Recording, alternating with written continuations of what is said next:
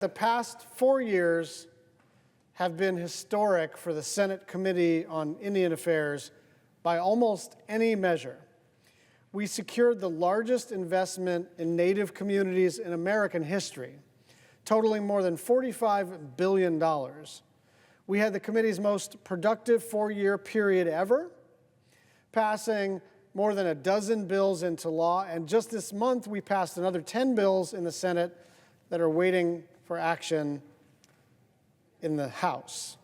Taken together, these record investments and laws cover a wide range of priorities for Native people: securing ancestral lands and waters, building safer communities for children and elders, and turning a new page on the boarding school era by promoting Native languages, education, and healing.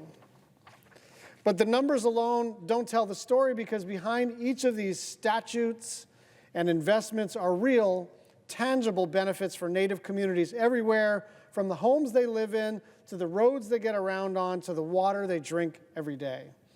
And I'm proud that we've been able to deliver such important investments in Indian country, on Hawaiian homelands, and in Alaska Native villages whose needs have been so often overlooked or even sometimes harmed by the federal government. This progress means more people will have homes with working electricity and clean piped water.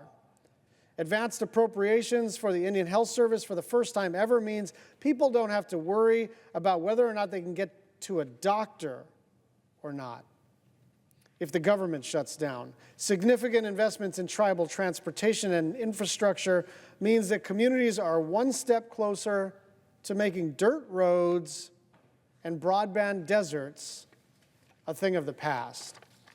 And thanks to the provisions in the Violence Against Women Act reauthorization, tribes can be in charge of their own safety again, with the ability to keep their children and their neighbors safe.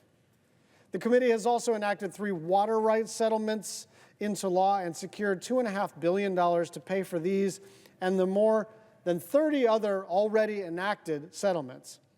There is more work to do to get other settlements over the line, and we're going to continue to work with our House colleagues to get it done.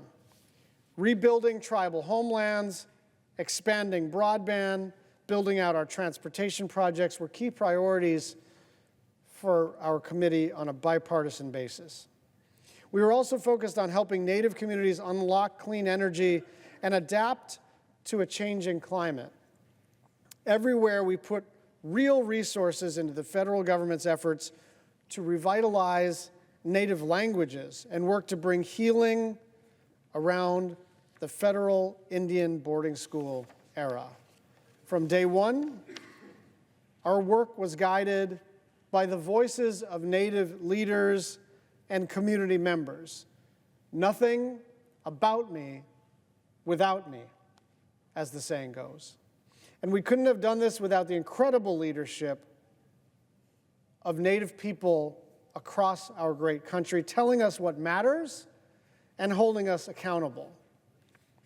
The progress, though long overdue, is still in progress. The bills we've passed and the investments we've made will materially benefit people's lives, for American Indians, for Native Hawaiians, and for Alaska Natives.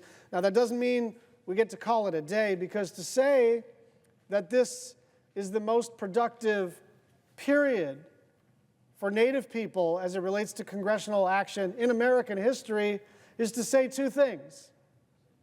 It is to say we did a lot. It is certainly to say we did a lot. We did it on a bipartisan basis. We did it with extraordinary staff, from my Indian Affairs Committee staffers to Lisa Murkowski's staffers to all of the members and advocacy organizations. We did a lot. It is also to acknowledge that it was a damn low bar. Most Congresses not only didn't help Native communities much, but actively harmed Native communities a lot. The official position of the United States federal government was the extermination of tribal governments.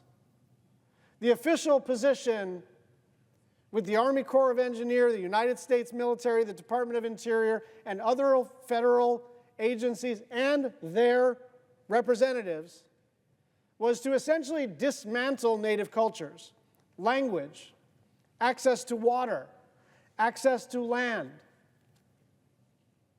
They cut the children's hair.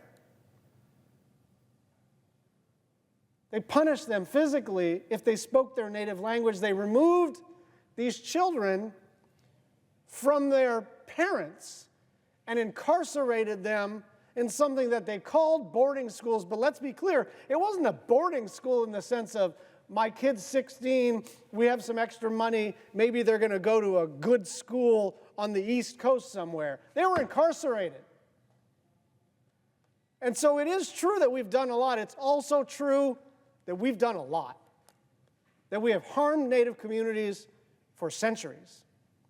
And this 4-year period marks a change in the relationship between the United States federal government and Native communities from Hawaii to Alaska and all across the continent.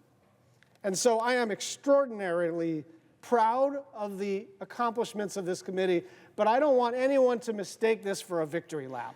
We have so much more to do to undo literally generations of injustice. No amount of work we're going to do in a year or even 4 years is going to suddenly and totally reverse generations of neglect and harm by the federal government. And yet, this is a moment to recognize the great work we've done.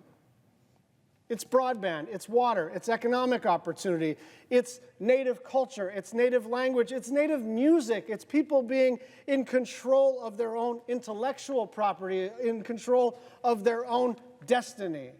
And that's what this is about. This is about the right of people, the first peoples of the United States, to self-determination. I am proud to be a small part of that legacy.